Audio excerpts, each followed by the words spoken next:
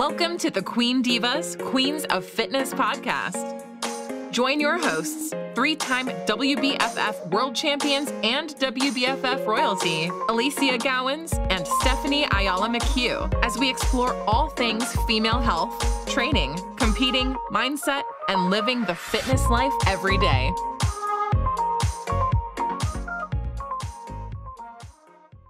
All right, so we're tuning in for our next episode of Queen Divas podcast with my beautiful co-host, Stephanie Ayala McHugh. Hello, everyone. And we're discussing all things sleep. Sleep is my favorite. That's my favorite. How's your sleep been going now that you're coming in only so many sleeps to stage? Oh, man. You know, it's actually only like 50 sleeps to stage. Can you believe That's that? crazy. Oh, my God. It's 50. I'm still just kind of mind blown thinking about that. You know, it's 7 weeks technically, you know, it's thinking of it in weeks forms. It is starting to creep up. I think with sleep, it's one of the most important things that so many people neglect. And with sleep being one of the biggest tools, not just for, you know, physical, you know, changes, as well as like cognitive function, you know, and obviously trying to get your metabolism and all of your healthy bodily functions, you know, flowing. It's more about really trying to prioritize it, in my opinion. So many people neglect it and put it on the back burner. And for me, it's a priority during prep. So to answer your question, I am sleeping so good because I'm training hard. I am training so hard that it just it knocks me out. And it does. It does exactly that, to where I'm sleeping very, very deep. Of course, it's going to start probably changing as I start getting a little closer from just being anxious and starting to get a little more of the, you know, anxiety of trying to I think that's normal for any competitor too. So hey, let me ask you this, because I bet you get thrown this from people. I get to the end and I get so scared of going to bed hungry that I'm more awake. It's so true. I think that's one of the things that we need to battle with our meal timing. I think that also is something that we need to make sure that we actually have timed correctly, because if you are going to sleep later than when your last meal actually was, then you are going to be dealing with this a lot more. If you're not hitting your water intake enough sufficiently, you are definitely going to be feeling very empty. The fluids fill up your gut and you really feel so much more satisfied, even though you're not necessarily satisfying your hunger. You do at least get to manage some of these cues. How many times have you woken up in the middle of the night, Ali, and just slammed some water because you're hungry? Oh my God. Yeah. Or been peeing all night long because I've slammed so much water before bed to stop the hunger. All of the above. So, you know, look, what I find super interesting is the fact that based on stats, the average human adult sleeps less than 7 hours a night, like chronically sleep deprived, right? And I was one of them. So I'm going to raise that stat because I'll put my hand up and be like, I was this naughty individual where I was like, sleep when I'm dead, all of the things, all at once, YOLO. Like that was my attitude right up until dead set. You were the team no sleep. You were team no sleep. I was so bad though, babe. When I was in corporate, I was really bad. Like I was known for literally having on average 4 hours, maybe if I was lucky, if I was sleeping in, it was a 6 hour night, right? Like that's crazy to me now. Now I'm like, what was I thinking? But how many people relate to that? I know so many of my clients, that's what they tell me when if I do a launch call for any client, then they tell me their sleep schedule. I look at them so crazy and I'm like, really? I'm like, okay, you go to sleep at 12 and you wake up at 4. So you're sleeping 4 hours every night and you do this to yourself and you say this is the only way to live. And you wonder why you're not losing weight and why you feel crazy and why your mood swings are high or why your maybe cycle isn't on point, you know, obviously all these things really down-regulate, and it sends a very big down spiral for so many other things that, you know, our cortisol levels, our circadian rhythm really just gets fucked up. It really does. It really does. And look, you know, for me, I got to the point where I was high functioning on that low sleep, right? But what I just didn't have respect for was the actual physiological ramifications, right? So the actual impact of the loss of certain phases of sleep on my function, on my biology, on my longevity of life, on my hormonal balance, like on so many factors, right? When you think about it, right, our entire lifetime, we spend 1/3 of it asleep.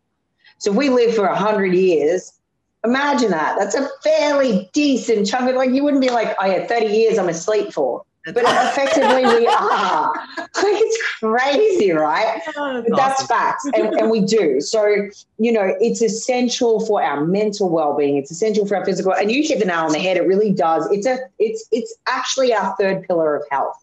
So if you're not focused on sleep, you are limiting your body's ability to, you know, be efficiently producing its, you know, natural biochemistry and its natural functions and its physiology for reproduction and recovery, like everything. So it's quite fascinating when we look at the stages of sleep, right? So what are the actual stages and where do we spend most of our time? Now, I'm just going to jump straight to the last one and say this. When I was living on those retardo levels of sleep, I was missing most of my deep sleep, which the biggest bang for buck is between 10 p.m. and 2 a.m., right? I was cutting that in half straight away. If I wasn't going to bed until like 12, sometimes 1 or 2 a.m., but then getting up at like 4 a.m., I'm also missing all this REM. So there's two parts of this that is really important for the deep restorative recovery, but then also REM is really important for the flushing of the toxins in the brain and the neural rewiring, and that's good for cognitive function. So there are so many elements that I was missing out on, and everyone listening to this will have that can relate to my old history. You're going to relate to the fact that you're just never quite feeling fresh. You start losing track of things. You lose, like memory goes, like just little things start to go by the wayside. And, you think that it's just prep or it's just this or it's just stress, but it's really not. It also limits your ability to handle stress. Like you really can't function normally without it. And it's really quite interesting once you start to understand the true impact of it. Steph, tell me, when you talk to clients, right, what's probably the biggest thing that comes up with sleep? And what's the biggest thing that you identify that people don't know about sleep?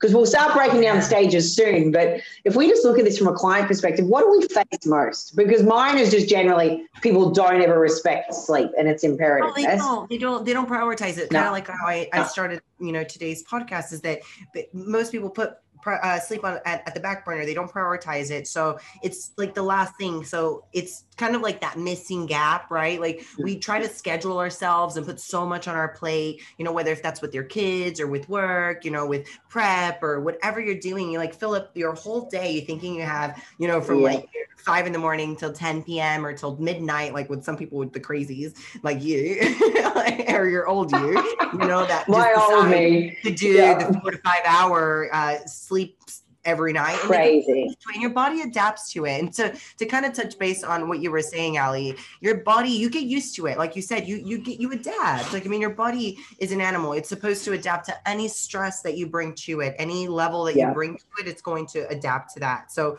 but then it starts also fatiguing and it starts catching up to you when you do this for long periods of time. My God, yes. Started mentioning those symptoms that you start getting the fogginess, you can't really function correctly. You can't really manage stress. You start actually being scatterbrained and you wonder why you're not, you're in the gym working so hard. I think one of the individuals that to me it frustrates me as a coach is normally when they lack sleep because they decide to just wake up to go to the gym and then lift. I'm like, look, sleeping is actually going to build muscle. If you do not sleep, you are not going to grow. So that's actually one of the first things that most clients don't realize and don't know is the fact that sleep is going to lead to muscle growth. So if you're really depriving yourself and lacking sleep, you're in the gym putting 2-3 hours, let's say like this ridiculous amount of time, shave off the amount of time you're training and actually put a little more effort into sleep. Like sleep more. I mean it. Like if you can actually get into that deep REM sleep that you're talking about, you're really going to grow. And I think that's one of my biggest tools when people ask me, why have you been successful or how are you successful? I'm like, I prioritize sleep, whether I'm not a napper. I think a lot of people can, tend to nap throughout the day and catch up on sleep that way. All power to you. I think the individuals that could do it have like a superpower. Like you could just kind of like tell yourself to go to bed. I'm like, I don't have that.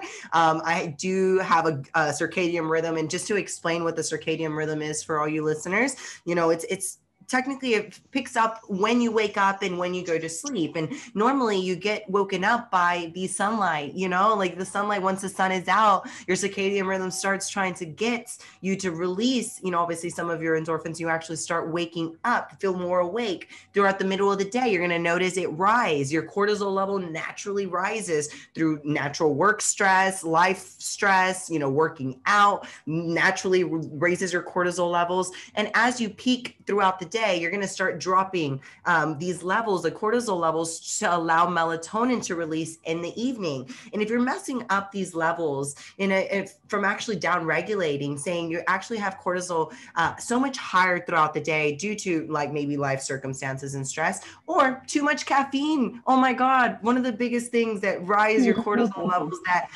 actually suppress your sleep and make you feel like you can't go to sleep. That's actually one of the things I get told a lot. Stephanie, I can't sleep. Like I'm having issues sleeping. Like I want to sleep, but I'm having issues actually staying asleep or falling asleep, and I think that's always going to come down to actually your cortisol levels affecting obviously your sleep rhythm, which is your sleep schedule. Your sleep wake schedule is your circadian rhythm. So if you're messing that up, or you don't even have a sleep time, if you're just letting yourself kind of like fall asleep or, go to sleep whenever, you're really not paying attention to when your body naturally releases your melatonin. So if you don't pay attention to these things or have trouble, you should start supplementing in to help with cortisol management. Like, for example, for me, I used to actually struggle going to sleep. But again, I prioritize sleep, but I still struggled with going to sleep and sometimes staying asleep. And that was actually me having too high of stress and too much cortisol being risen. So ashwagandha was one of my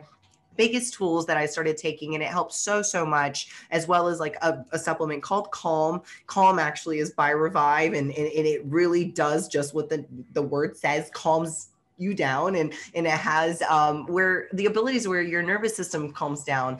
Obviously your B12 is helping the nervous system, as well as your cortisol levels dropping allows you to go to sleep, and I sleep like a baby. Honestly, those two alone have been like magic tools for myself to just stay asleep, go to sleep, and wake up literally like with everything ready to roll, and I don't feel groggy. I'm not taking a sleeping aid. It's not that's going to cause me to rely on a supplement to go to sleep. It just makes sure that my stress levels are, at a regulated amount. So I don't have to stay awake because you feel that anxiety, or if you deal with maybe anxiousness or overthinking by the end of the day because of all your stress, you're having a little cortisol issues that are starting to lead into negative effects for your sleep.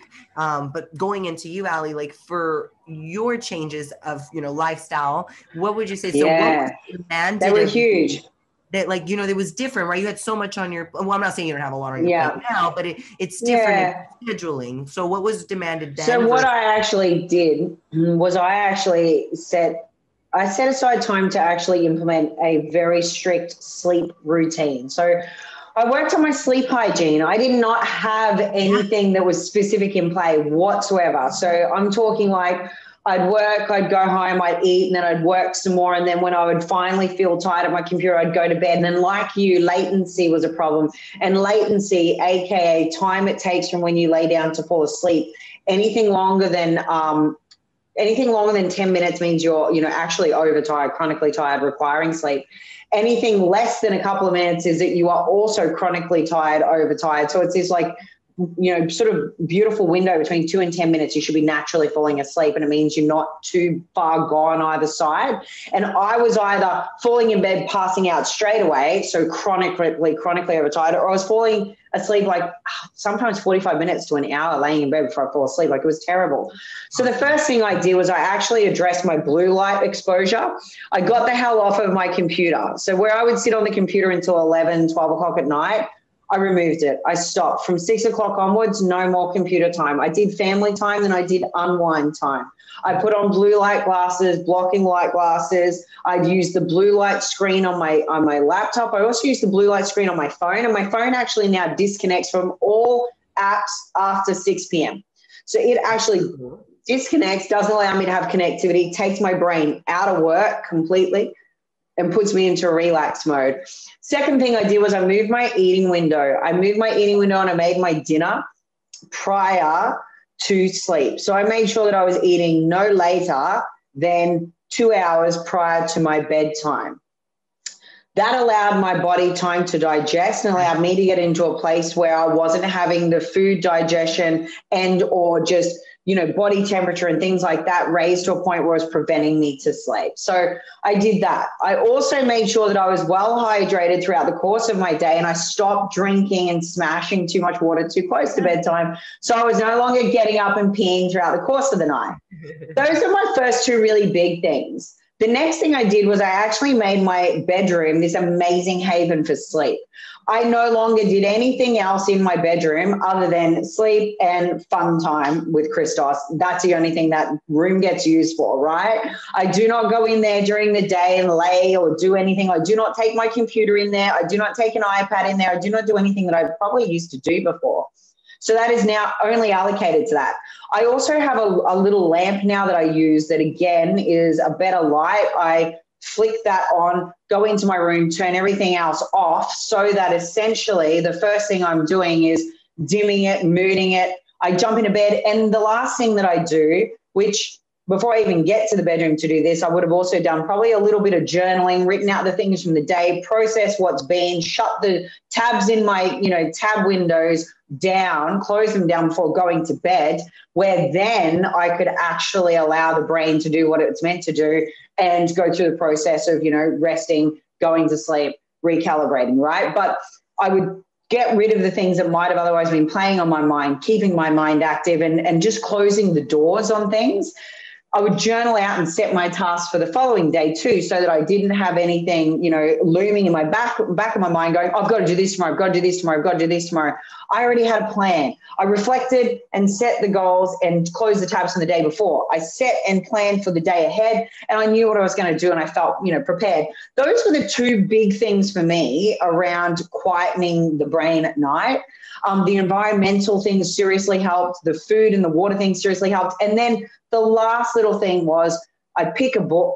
I have a book at the side of my bed, and I will physically read a book. So no screens, no nothing. And I read, and it just puts my brain, now my brain associates bedtime, that room, that lighting, and that book with sleep. And before you know it, I'm deep sleeping, and I'm in bed at the perfect time to hit the perfect cycle of time to hit my deep sleep, to maximize upon trying to get as many of those 90-minute cycles of sleep with as much deep as I can between 10 and 2 a.m. where it's most restorative. And then again, I try to hit, enough of the REM sleep in the latter part of the window of night, because that's usually what happens. It's the first part of the night where you get your, your deep sleep. So sleep traditionally is divided into two categories. You got your non-rapid eye movement, so NREM, and then your rapid eye movement, REM. They're both exactly what they sound like. One has, the eyes moving rapidly beneath the lids, and the other is not. And basically, these two types of sleep make up a single cycle where your brain will progress sequentially through each stage of the sleep. So you have your wake moment, then you go into your light sleep where you can be woken up relatively easily, right? It's the moments right before sleep. Then you have your deep sleep, where it's pretty hard to wake you. Like, you really don't stir much, muscles are relaxed, everything's relaxed and switched off. Then you go into your REM, and that's where you've got that rapid eye movement. Your brain has got a whole bunch of functions going on. At that point in time, respiration increases, heart rate increases, temperature regulation is switched. Your brain activity is high. This is where we're vividly dreaming. But it's also where the brain's like categorically filing stuff from the day and making sense of and linking that subconscious to conscious. It's pretty awesome. So this is the stuff now when I understand all of this, I'm like, wow, I was really ripping myself off. Like I was shitting the bed. I was missing out on the deep restorative sleep that was growing me. I was missing out on the stuff that actually, mobilizes all of my brain activity and creates that, blueprint of filing. Like I was missing out on all of these things. So for everyone listening to this, they're equally important. NREM and REM, equally important. And there's actually been some studies and some research have shown that the importance of REM sleep is actually slightly higher than NREM. So when we go back to your ladies, Steph, that want to go, oh, I'm going to cut my sleep off and just get up early and go to the gym. Yeah, well, maybe don't. Maybe get a couple more cycles of your REM when you're getting your best sleep. You need to be getting it right. So we should be going through these 4 stages of sleep in that 90-minute cycle if it's on track for doing its proper thing. So if you ever look at your sleep data, it goes like this. It's like this literal roller coaster ride of sleep stages, right? You should get at least 4 to 5 of them in a night. So if you're looking at your data on your Fitbit or your Garmin or your Apple or your Aura, and you're not getting those beautiful curvy roller coaster trajections of peaks and troughs, if there's not at least 4 of them, you're undersleeping. You should be getting 4 to 5.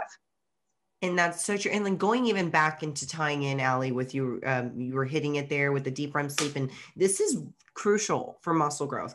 Tying back in for everybody that's really working so hard in the gym, and and this just applies not maybe just because you're lacking sleep, but you're wondering why you're maybe not seeing the results or gaining as much muscle mass. You are going to obviously be having more muscle mass when you sleep, because there's more protein synthesis that occurs during sleep, as well as our release of human growth hormone that's naturally released during our sleep. This is actually something that's going to help muscle growth. So if you're not sleeping, you're not going to be growing. That's actually my best thing that I can recommend to anybody on this call today, is more of sleeping at the deep REM level, like you said, Allie. Like if you're not monitoring it, that's fine. Just make sure that you're at least getting an adequate amount of time. So 7 to 9 hours is a great time frame for you to kind of aim for. I think I know that's a little far stretch for some. I understand, like maybe the 9 is not doable for everybody, but if you're at least trying to get at least 7 hours, get that 7 at least on the lower spectrum, you're probably going to hit maybe 4 of those deep REM cycles, hopefully. 100%. And look, that's where it's the most, you get the most restorative. Like Steph is so right. This is actually where, muscle growth, repair, but also it's the waste removal of toxins in your brain, which is what actually has you feeling, refreshed and energetic and actually, cognitively functioning well. So during deep sleep, you can expect to see, your blood pressure drop, blood flow will increase through to the muscles. So you actually get that heightened level of repair. You release your human growth hormone during your deep sleep. So again, who doesn't want to release more natural growth hormone? No one. So you got to be hitting your deep sleep. You actually have these long, slow brain waves during that cycle too, which is where the brain is actually flushing out waste. So important. Oh my gosh. Yes. The toxins being released. So yeah. Crucial. And keep going. No. And so like with the tying in of like fatigue, or like even like what we were talking about, your brain feeling foggy, you're not releasing these toxins and you're not letting your brain even decompress. Really, this is the only time that it can actually get the best functioning for your brain, for especially if you're demanded for your job. You're really high paced with cognitive function, like you are just having to think your whole day. You definitely need sleep. If you're lacking sleep, you're probably going to notice everything tanks as the day goes 100%. On, or if not in the morning. Caffeine is probably your best friend, and that's what keeps you up and alive. And if you're noticing these tendencies because you wake up and you're already searching like for a long espresso, like not even just a shot, like a long, you're definitely going to be suffering in the adrenal side. Okay, so your adrenal glands are going to start actually being suppressed because of so much caffeine in your system is going to downregulate again your sleep. It really is going to affect your sleep pattern, your sleep hygiene. It's really important for you to monitor how much caffeine you're having in the day. I know this isn't about caffeine, but if you're actually having over 400 milligrams of caffeine a day, you are exceeding the amount of caffeine that you should be having in a day. So when you're obviously intaking so much caffeine, this is going to really affect your sleeping pattern, your sleep hygiene. I think so many people that lack sleep search for caffeine as their best friend. You know, we're searching for coffee or your Bang drink or, you know, that Celsius or whatever it is that your energy drink is that you know, is your go-to or your pre-workout for your training, you know, just because you're so tired or you're just like not really pumped. It's probably the fact that you haven't slept enough, given the fact that we are maybe a little tired with work if it's a workout at the end of the day. But if you're doing this earlier on and you're still tired and you're having that much caffeine, I think the regulation for caffeine is really very simple. If you're having over 400 milligrams of caffeine in a day, you are really over intaking your caffeine. You should definitely monitor how much caffeine you're intaking. If this is something that is starting to affect maybe your sleep pattern, or you're noticing that you can't stay asleep throughout the night. This is normally one of the things that I can immediately tell in a client if they can't sleep well. I can tell they had caffeine past like 6 p.m. in the evening, or maybe like 9 p.m. because they thought it was cool to take pre-workout in their evening workout, you know, and then they can't go to bed. And then they're like, oh, I don't know why I couldn't sleep or why I can't stay asleep. Look at your caffeine intake. Okay. So make sure you are monitoring or cutting it off at a certain time of the day, or monitoring how much you are having in your daily intake. Your adrenal glands do suffer, you know, we're starting to, you know, have too much caffeine, because this is something that I think we don't really pay attention to. And we think that we are like superhuman and that we're not going to get affected. So make sure you are paying attention to that. Yeah, 100%. And look, if you don't need any more reason other than the fact that you're going to lose out on amazing gains, right, chronic sleep is actually linked to obesity, diabetes, a whole bunch of chronic diseases that come because the body's not actually getting the reprieve that it needs, right? So there's a whole bunch of things that lead to excessive weight gain when you're actually chronically deprived. So there are a number of reasons why we can put on weight during sleep. And the first one is that we don't actually get enough sleep. We actually have an increased appetite, and it's not always controllable. The things we talked about in the episode that we did with Kayla about the increase in certain hormones that basically increase your hunger levels, make satiation incredibly difficult, and you can end up eating, on average, the stats say, an extra 500 calories a day just because you're tired. How full on is that? Like, that's nuts. And our metabolic rate also decreases. So because you're not restoring, because you're not recharging, because you're not flushing toxins, metabolic rate decreases as much as 15%, meaning not only are we feeling hungry and potentially eating more, we're burning calories much slower. Wow. Like, this is what I mean. Once you start learning about the importance of sleep, you go, okay, I'm going to make sleep a thing, a real ritual, a real priority. Yep. The other thing is that exercise significantly helps your ability to sleep. Like, it's a mood changer, we know, absolutely, but it actually does increase your ability to sleep and to get into restorative sleep. Now, if you're not exercising, that can also impact sleep. So I would be suggesting to anyone that is experiencing it, look at your movement. Has it slowed down? Should you be increasing it? And make sure that the two go hand in hand, because you should be feeling like, and that's why Steph says, you know, even though she's at this point close to stage, she's feeling freaking tired. She's sleeping really well because she's moving like a demon. She's, you know, training like a beast still. So these are really relevant links here. And I notice a huge difference, Ali, whenever I'm not training, you know, obviously maybe couple times a day, or trying to create a deficit, or trying to, you know, obviously get closer to stage, then my sleep actually starts getting thrown off, which is when I noticed for me, particularly when COVID happened and we kind of got, you know, pulled back from prepping a few times, you know, I started noticing how my sleep schedules and my sleep pattern was just irregular, and I couldn't really fall asleep. And that's kind of where I noticed my cortisol was just really unmanaged, and I couldn't really control it. And that's when I started supplementing in the ashwagandha and the calm. And I think that was a big tool to help me, even though maybe my exercise was not as strenuous or causing maybe me to be so tired to be going to bed. I still was able to, you know, kind of know why. It was because my exercise wasn't as hard, or maybe I had more days off, and on those days off, I would struggle going to bed,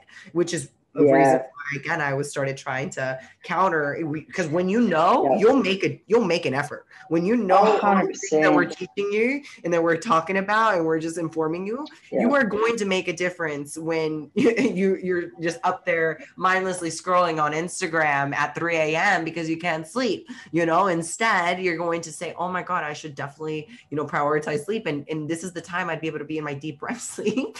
I can 100%. being on YouTube or, watching endless, Netflix series over and over again. Like, just stop binge watching and prioritize your sleep. You really have to. It's just as much as your eating and your meals. People don't get it. 100%. So, and look, I think we should probably caveat it by saying, like, everybody's different. Every age cycle is different too. Like, children need a lot more, I think right up through till we get to sort of middle age and elderly, you still need at least 7 to 9. Actually, kids need sort of 9+. But getting into those brackets is really healthy. But how do you find out if your sleep is impaired or what perhaps is going on with you? If you've never looked at it before, I would be suggesting to start a little bit of a sleep journal for the next week and start looking at recording the time you go to sleep, the time you're waking up. Start noting if you've got the ability to look at a graph, like we talked about. Fitbit has it, Apple has it, like all these different, mechanisms that you can wear have them. Look at your sleep cycle and it will show you your phases. So are you awake progressively? Is there a lot of restlessness? Are you awake for periods of time? If so, how long? What is the percentage of sleep you're getting in REM versus light versus deep? Start looking at that and then examining the hours that you sleep night to night and then your natural wake time too. Because if you're finding that you're not capable of waking on average around the same time and there's discrepancies, that's usually a sign that you need more sleep too.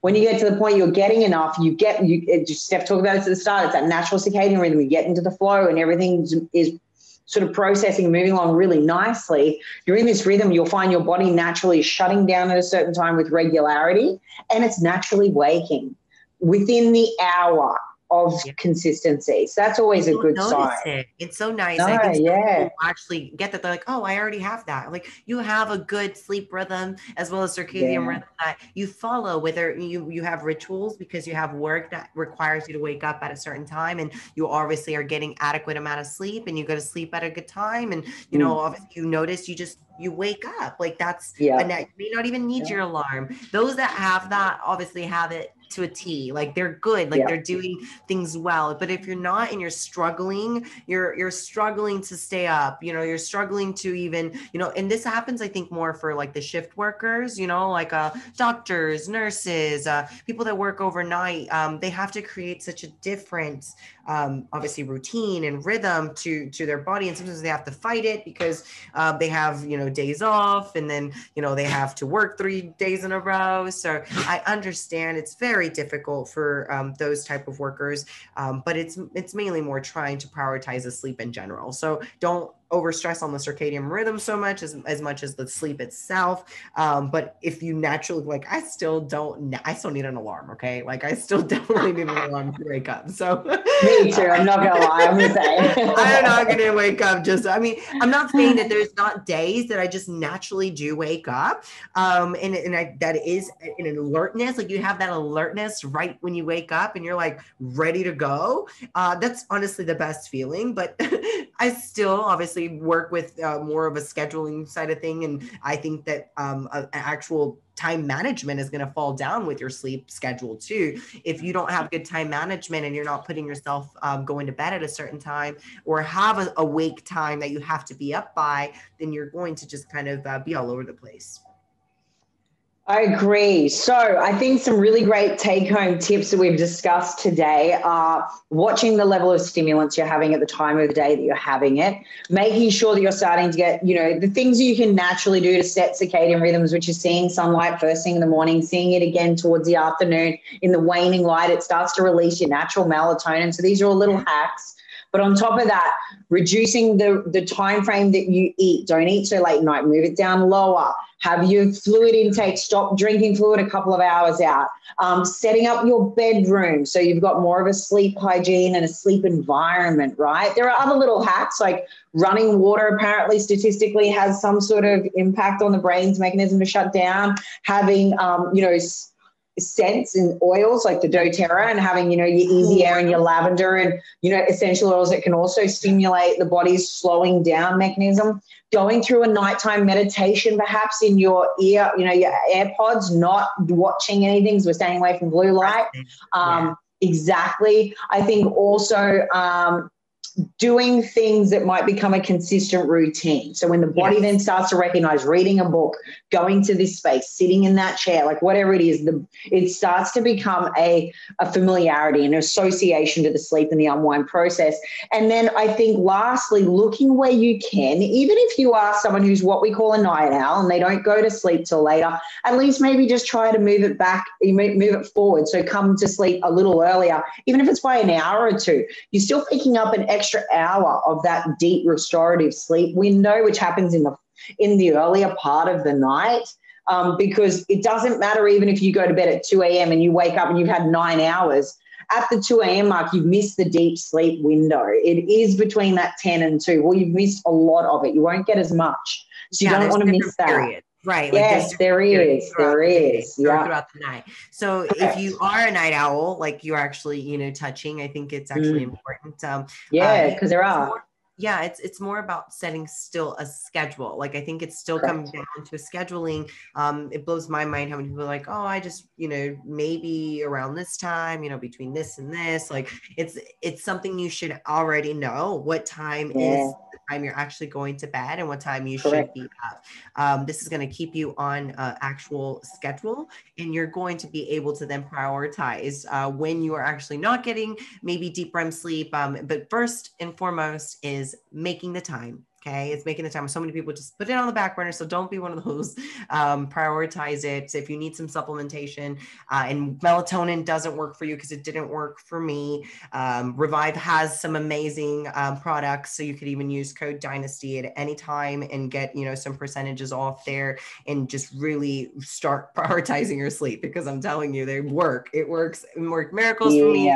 I take it year round. And touching to what Ali said about like a ritual at night, doing even some like not just meditating. I think meditating also ties into like your yoga or even like doing some mobility work. I think was fantastic for the decompression side. You actually feel release of the muscles, release of your joints and tendons when you're doing some foam rolling or you're doing some mobility work. And it allows you to just go straight into bed a little less tight, which allows your muscles to be more relaxed, which is something during your sleep. In one of the stages, you actually start actually having more relaxation in the muscle, which allows the muscle to recover, repair, and grow. Yes. Sleep.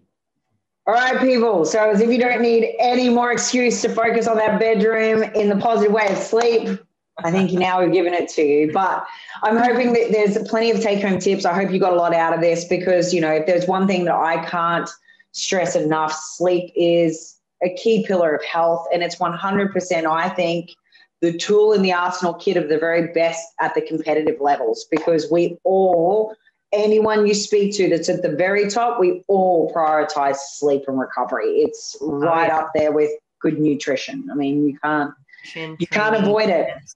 Nope. And supplementation there, guys, is just something that is in addition. It's not something that is, you can definitely try to get it through foods, but if your calories or your range doesn't allow it, then go ahead and go with the option of an all natural form. You don't have to rely on over-the-counter medicine. I'm a non-believer on, prescription medicine or having to rely on something. Yeah. So something all natural. And that is the reason why, trying to resource is something if you need it. If not, just build that schedule, really build a routine around, of course, your work. And of course, things can get a little crazy and hectic, but still prioritize yourself when you're prioritizing sleep, as well as your training and meals the way you do. Perfect. Yeah. Thanks so much, Stephanie. Thanks everyone for listening. I'll see you guys next episode. Yeah. Bye. See you soon. Bye. Thanks for tuning in to another episode of the Queen Divas, Queens of Fitness podcast. Make sure you follow us on Instagram at Queen Divas Pod, on Twitter at Queen Divas 4, and follow our hosts on Instagram, Alicia at Alicia Gowans _WBFF Pro, and Steph at Stephanie Ayala 7. See you all next week.